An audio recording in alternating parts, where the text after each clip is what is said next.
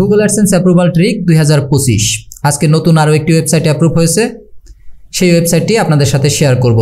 সেই ওয়েবসাইটে টোটাল কত ক্লিক ছিল, পোস্ট সংখ্যা কত ছিল, কেমন ডিজাইন হয়েছিল, কেমন করে ডিজাইন করা হয়েছিল, বিস্তারিত থাকছে এই ভিডিওতে। তো যে ইমেলটি এসেছে অ্যাপ্রুভালের, এখন পর্যন্ত আমি ইমেলটিকে ওপেন করিনি, শুধুমাত্র এই ভিডিওটি রেকর্ড করব বলে। তো যাই হোক, আপনাদের সাথে ভিডিওটি শুরু করার পূর্বে ব্লগার A to Z চ্যানেলের ভিডিও আপনি যদি এর পূর্বে না দেখে থাকেন তাহলে বিস্তারিত ভিডিও অনেক রয়েছে, আপনি দেখে নেবেন। এবং আপনার যদি ভালো লাগে তাহলে সাবস্ক্রাইব বাটন থেকে সাবস্ক্রাইব করে নেবেন। তো সর্বপ্রথম আমরা ইমেলটাকে ওপেন করি। এখানে দেখুন, your site is now ready to serve AdSense ad. এখানে মেলটি এসেছে কতক্ষণ আগে, আমি নিজেও জানি না। তো আমি এখন এটিকে ওপেন করতেছি। এখানে দেখুন 3 ঘন্টা আগে আপনার ইমেল এসেছে। আমি প্রয়োজনে আবার একটু রিলোড করি, যদিও রিলোড করার কোনো দরকার নেই, তারপরেও করলাম। তো এখানে দেখুন নিচের দিকে যদি আসেন, এখানে দেখুন mobile phone price in Bangladesh. এই সাইটটি নিয়েও কিন্তু আমার চ্যানেলে ভিডিও আসলে এর পূর্বে তৈরি করেছিলাম। এখানে যদি দেখেন আপনারা দেখতে পারবেন, এই ডিসকভারের যে ভিডিওটা তৈরি করেছিলাম 3 সপ্তাহ আগে, এই ওয়েবসাইটটি নিয়েই আসলে ভিডিওটা করা হয়েছিল, ডিসকভার নিয়ে। তো এখন দেখুন এখানে আমি গুগল অ্যাডসেন্সে লগ ইন রয়েছে। আবার আমি প্রয়োজনে আবার একটু রিলোড করছি। এখানে এখন পর্যন্ত TXT ফাইল, এই যে এখানে দেখুন TXT ফাইল কিন্তু অ্যাড করা হয়নি। আমরা যদি সাইটসে ক্লিক করি, সাইটসে ক্লিক করলে দেখা যাবে যে মোবাইল ফোন প্রাইস ইন বাংলাদেশ.com রেডি। আর এই ওয়েবসাইটের পোস্টে যদি যাই আমি, এখানে দেখুন আমার এই ওয়েবসাইটের টোটাল পোস্ট সংখ্যা ছিল আপনার পাবলিশ রয়েছে এখানে 11টি। এবং আমরা যদি ওয়েবসাইটটিকে ভিজিট করি, এখানে আপনারা দেখতে পাচ্ছেন সুন্দর একটি ডিজাইন করা হয়েছে আপনার জেনারেট প্রেস প্রিমিয়াম থিম দিয়ে। তো সুন্দরভাবে আসলে ডিজাইনটি করা হয়েছে এখানে। তো এই ওয়েবসাইটটি আপনার গতকালকে রিডিজাইন করেছিলাম। তো রিডিজাইন করে গতকালকে অ্যাপ্লাই দিয়েছি, আজকেই দেখা গেছে যে আপনার অ্যাপ্রুভালের চলে এসেছে। এখানে দেখুন 3 ঘন্টা আগে মেলটা এসেছে। এখানে দেখুন এই যে বিজ্ঞাপন, যদিও আমি এখন এই বিজ্ঞাপন অফ করে দিব, তার কারণ হচ্ছে বিজ্ঞাপন নতুন ওয়েবসাইট রাখা যাবে না। এখান থেকে আমি অ্যাডসে ক্লিক করলাম, অ্যাডসে ক্লিক করে এখান থেকে অটো অ্যাড, এখান থেকে আমি এটাকে অফ করে দিব। অ্যাপ্লাই টু সাইট, এখান থেকে ক্লিক করে আমি অটো অ্যাডটা অফ করে দিলাম। আর এখানে আর কোনো অ্যাড এখন আর শো করবে না। এবং আমি এখান থেকে থিম ফাইল এডিটর, এখান থেকে আমি এটা আপাতত অ্যাডের যে কোড রয়েছে সেটিকেও এখন এখান থেকে আমি রিমুভ করে দিব। এরপর এখান থেকে আপডেট ফাইলে ক্লিক করে দিলাম। তো এখন দেখা গেছে যে এখন আমি সাইটটাকে আসলে রিলোড করতে পারি, কোনো সমস্যা নেই। এই ওয়েবসাইটটিতে টোটাল পোস্ট সংখ্যা যদি দেখেন, আপনারা বিস্তারিত এই ওয়েবসাইটটি ভিজিট করেও দেখতে পারেন। এখানে 2 নাম্বার পেজে ক্লিক করলে একটা পোস্ট, আর প্রিভিয়াসে যদি যান আপনার টোটাল এই পোস্ট সংখ্যা হচ্ছে টোটাল 11। এখন ব্যাপারটা হচ্ছে এটাতে কয়টা ক্লিক ছিল সেই বিষয়টাও দেখাই। এখান থেকে যদি আপনারা সার্চ, এখানে যদিও সার্চ কনসোল আগে থাকতে করে রেখেছি, এখানে আমি আবারও দিচ্ছি। এখানে লাস্ট 28 দিনে যদি দেখেন 13,000, লাস্ট 7 দিনে যদি দেখেন মাত্র 41টা ক্লিক। কিন্তু আপনার লাস্ট 28 দিনে টোটালি এই ক্লিকটা এসেছিল। তখন আবার ডিসকভার থেকে কিছু আপনার ভিজিটর এসেছিল। তো যাই হোক, টোটাল ক্লিক সংখ্যা হচ্ছে আপনার 1300 একটু বেশি, ঠিক আছে। টোটাল ইমপ্রেশন করেছে আপনার 43,000। এখন ব্যাপারটা হচ্ছে দেখেন 10টা পোস্টই কিন্তু অ্যাপ্রুভ হয়ে গেছে। এখন অনেকের ওয়েবসাইট রয়েছে যে অনেক পোস্ট করার পরও কিন্তু আপনার গুগল অ্যাডসেন্স অ্যাপ্রুভ হয় না। এখন এইটার মূল কারণ হচ্ছে যে আমাদের কন্টেন্টের সমস্যা থাকার কারণে আমাদের কি হয় না, আমাদের যে গুগল অ্যাডসেন্স রয়েছে এই গুগল অ্যাডসেন্স অ্যাপ্রুভ হয় না। এখন প্রথমত আপনার কন্টেন্টের দিকে অবশ্যই ফোকাস দিতে হবে, যে আপনি যে কন্টেন্টটা লিখতেছেন সেই কন্টেন্টটা যেন অবশ্যই আপনার নিজের লেখা হয়। এখানে দেখবেন যে সম্পূর্ণ নিজে আপনি যেভাবে পারেন নিজের ভাষায় সম্পূর্ণ কন্টেন্টটা লিখবেন। এখানে কোনো ধরনের কোনো কপি পেস্ট বা আপনি রিরাইট কোনো কিছু করবেন না। এখানে টোটাল আপনি যে কাজটি করবেন টোটালি আপনি নিজের ভাষায় লিখবেন। লেখা কম হোক, লেখা এটা নিয়ে সমস্যা নাই, লেখা আপনার কম হোক, লেখা কম হলে কিছুই আসে যায় না। কিন্তু অবশ্যই আপনাকে যে কাজটা করতে হবে সেটা হচ্ছে অবশ্যই আপনাকে নিজের ভাষায় লিখতে হবে। পাশাপাশি যে ইমেজটা আছে অবশ্যই ইমেজটা ট্রাই করবেন একটু এডিট করে দেওয়ার জন্য, ফটোশপ দিয়ে অথবা আপনার ক্যানভা দিয়ে অথবা আপনার মোবাইলের অ্যাপস আছে, বিভিন্ন ধরনের অনলাইন এডিটর রয়েছে, ফটো এডিটর, এগুলা দিয়ে আপনি কি করবেন, ফটোটাকে এডিট করে নেবেন। আর অবশ্যই টেক্সটটাকে অবশ্যই কি করবেন, টেক্সটটা আপনার নিজের ভাষায় লিখবেন। এরপর যে বিষয়টা লক্ষ্য রাখবেন সেটা হচ্ছে যে আপনি যেই ধরনের টপিক নিচ্ছেন সেই টপিকটা দিক খেয়াল রাখবেন, যে এমন ধরনের টপিক নেবেন না যেগুলো নিয়ে অ্যাভেলেবেল একেবারে সব লেখা রয়েছে, এই ধরনের টপিক আপনি এড়ানোর চেষ্টা করবেন। নতুন নতুন যে টপিকগুলো রয়েছে সেই ধরনের টপিক নিয়ে আপনি কি করবেন, আপনার কন্টেন্ট সাজাবেন, ঠিক আছে, নতুন নতুন কন্টেন্ট। পুরাতন কন্টেন্ট দেওয়ার কোনো যুক্তিকতা নেই। তো এখন কন্টেন্ট আপনি কোথায় পাবেন? কন্টেন্ট আপনি গুগল ট্রেন্ড থেকে নিতে পারেন। আপনারা গুগল ট্রেন্ড থেকে আপনি কন্টেন্ট নিতে পারেন। যেহেতু আমাদের বাংলাদেশে আপনার বিগত 4-5 মাস যাবত এই ট্রেন্ডিং কিন্তু আমাদের বাংলাদেশে এই অপশনটি কিন্তু ইনেবল হয়ে গেছে। তো এখানে যদি আমরা লাস্ট 24-এ দেখি, এখানে আর ক্যাটাগরি থেকে যদি আমি যেহেতু এটা টেকনোলজি নিয়ে লেখালেখি করেছি, তো আপনারা যেই ক্যাটাগরি নিয়ে লেখালেখি করবেন আপনারা সেই ধরনের ক্যাটাগরি এখান থেকে চয়েস করবেন। তো এখান থেকে যদি দেখেন টেকনোলজি, তো টেকনোলজি নিয়ে এখানে দেখেন স্যামসাং গ্যালাক্সি A56, এটা নিয়ে কিন্তু এই 21 ঘন্টা আগে কিন্তু এটা কিন্তু ট্রেন্ডিংয়ে ছিল এবং এটার মোটামুটি একটা আছে। তো আপনি এই টপিকটা নিয়ে আপনি লিখতে পারেন। আবার যেমন এখানে আছে Xiaomi Redmi Note 14, এখানে আছে Poco X7 Pro launch date, ঠিক আছে।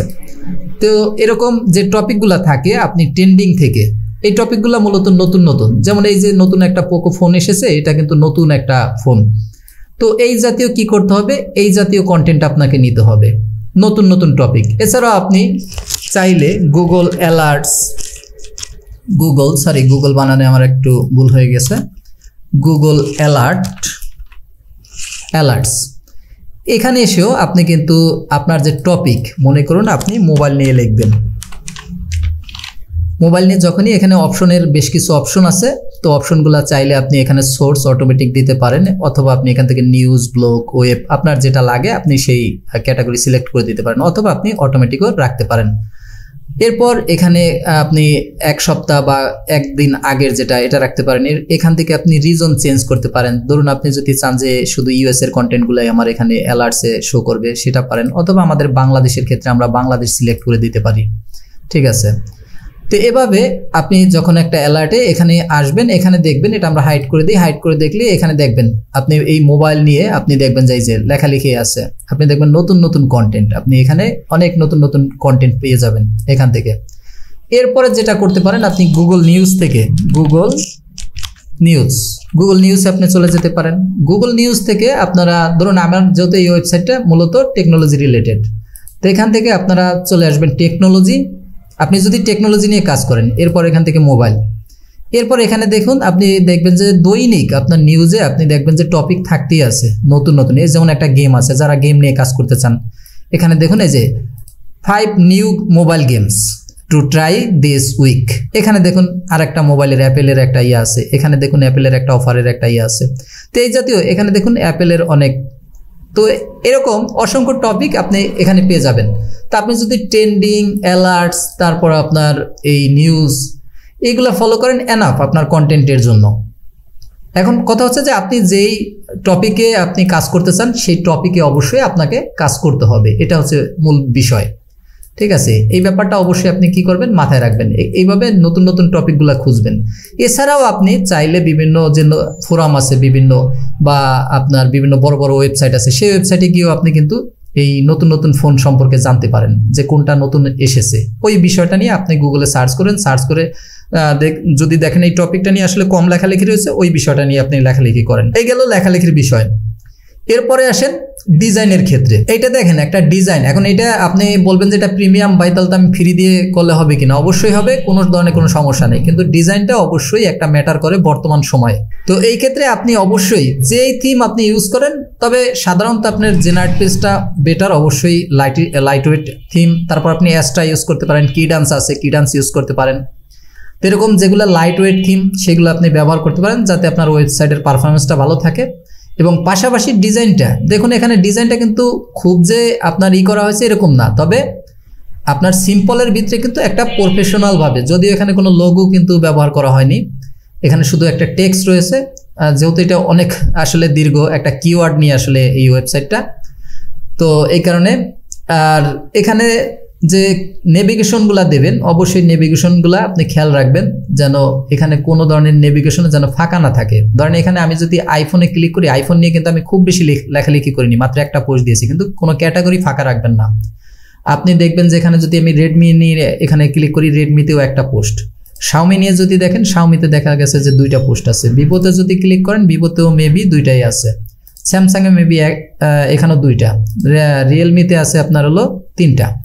তো এই হলো টোটাল পোস্ট সংখ্যা, কারণ টোটাল পোস্টই হচ্ছে যে আপনার 11টা। তো এই 11টা পোস্টই কিন্তু অ্যাপ্রুভ হয়ে গেছে। তো বিষয়টা হচ্ছে যে এখানে এই ডিজাইনটাও একটা ফ্যাক্টর, যে আপনি প্রফেশনালভাবে যখন একটা ডিজাইন দেবেন আপনার ওয়েবসাইটে যখন ভিজিট করবে, তো দেখা যায় কি আপনার ওই যে বললাম যে আপনি যদি এখানে যদি লাস্ট 24 ঘন্টার একটা খেয়াল করেন, মাত্র 6টা ক্লিক এসেছে, কিন্তু ইমপ্রেশনও হয়েছে কিন্তু অনেক কম, কিন্তু দেন তারপরেও অ্যাপ্রুভ। এখন ব্যাপারটা হচ্ছে যে আপনার ট্রাফিক খুব একেবারে যে মেজর এরকম না, অনেকের দেখবেন যে অনেক ট্রাফিক এরপরও হচ্ছে না। এখন ব্যাপারটা হচ্ছে একেবারে টোটালি আপনার নিজের ভাষায় নিজে ফ্রেশ কন্টেন্ট দিবেন, এটা হচ্ছে মূল বিষয়। এরপর ডিজাইনটার প্রতি অবশ্যই নজর দিবেন। আর বরাবরের মতো একটা কথা বলি, এই অ্যাবাউট আস অথবা আমার কন্টাক্ট অথবা প্রাইভেসি ডিসক্লেমার, হ্যাঁ অ্যাবাউট যে পেজটা রয়েছে অবশ্যই অ্যাবাউট পেজটা নিজের ভাষায় লিখবেন। এখানে দেখুন আমি খুব সংক্ষেপে লিখেছি, mobile phone price in Bangladesh. এই ওয়েবসাইটটিতে মোবাইল, এই সাধারণত নিজের ভাষায় দেখুন এখানে যতটুকু লিখেছি একেবারে 2-3 কথা কিন্তু নিজের ভাষায়, এর বেশি কিছু লিখিনি কিন্তু। তো এইটা অবশ্যই এই অ্যাবাউট পেজটা অবশ্যই আপনার নিজের ভাষায় লিখবেন। এরপর কন্ট্যাক্টের পেজে আপনার ইমেলটা আর আপনার ওয়েবসাইট দিয়ে দিলেই হয়, এটা নিয়ে খুব কোনো ধরনের কোনো সমস্যা নেই। এরপরে প্রাইভেসি পেজ এবং পাশাপাশি ডিসক্লেমার পেজ, এই 2টা পেজ আপনি কি করবেন, অবশ্যই এই 2টা আপনি জেনারেট করে নেবেন। প্রাইভেসি পলিসি জেনারেটর, এটা লিখে আপনি গুগলে সার্চ করলে আপনি দেখবেন যে আপনার এই ওয়েবসাইট চলে আসে।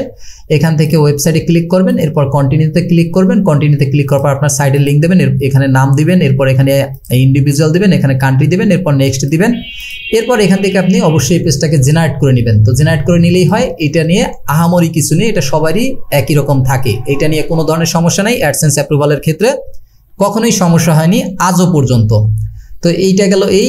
আর ডিসক্লেমারের ক্ষেত্রেও সেম, এখানে যদিও ডিসক্লেমারে আমি একটু এখানে নিজে লিখে দিয়েছি, তবে পরবর্তীটা কিন্তু একেবারে ওই জেনারেটর দিয়ে আপনার জেনারেট করা।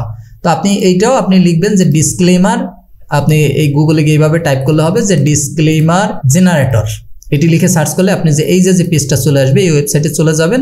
এই ওয়েবসাইটে গিয়ে এখান থেকে আপনারা অবশ্যই পুনরায় আবার আগের নিয়মে আপনারা এখানে আপনার যে ইনস্ট্রাকশন রয়েছে এগুলো দেখে দেখে পূরণ করে আপনারা ডিসক্লেমার পেজটা এখানে কি করে নেবেন, ক্রিয়েট করে নেবেন।